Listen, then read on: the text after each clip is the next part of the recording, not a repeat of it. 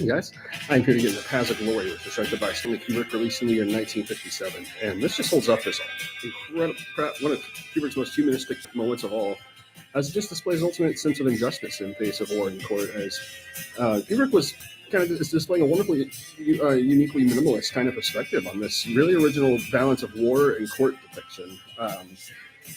It often reminds me a lot of how Sidney Lumet's directing is, and it just has a really powerful feeling. It provokes some really raw emotions from start to finish in the face of injustice, with a lot of warmth and humanity under these intense circumstances. And it just holds up as my favorite of many favorite Kirk Douglas performances. He's just in a uniquely heroic stance here. I love how Kubrick perceives his character here, and its power to emotionally devastate with it. Its extent of brutality conveyed. It's really a harrowing depiction, and it's kind of unique in how Kubrick portrays this more in the screenplay than by displaying raw acts of violence. That's kind of what makes this original and very distinctive and humanistic. It's just kind of like it's all conveyed in suspense value, which just makes it raw and feeling more than anything else. How the devastation occurs, and this is just a really intense courtroom drama. Ultimately, I believe that's what it's certainly a very devastating project, but it just holds up as I would say a uniquely perfect way of pacing out and telling this kind of just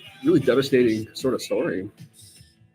Just kind of just intense forces and just under the wrong sort of power of authority, and ultimately it just corrupts just literally like people's lives big time. And it just Douglas is like a hero standing with his life for everything going on around this, and this is just really original household portrait. There's so many timelessly memorable scenes and moments, and just moments in the screenplay.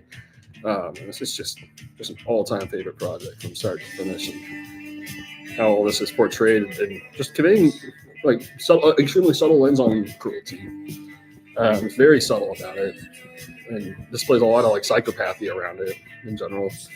Which, yeah, it's a unique shade of Kubrick. He was never really on this kind of shade. Again, this is like a lot more of a minimalist way. Yeah, this is just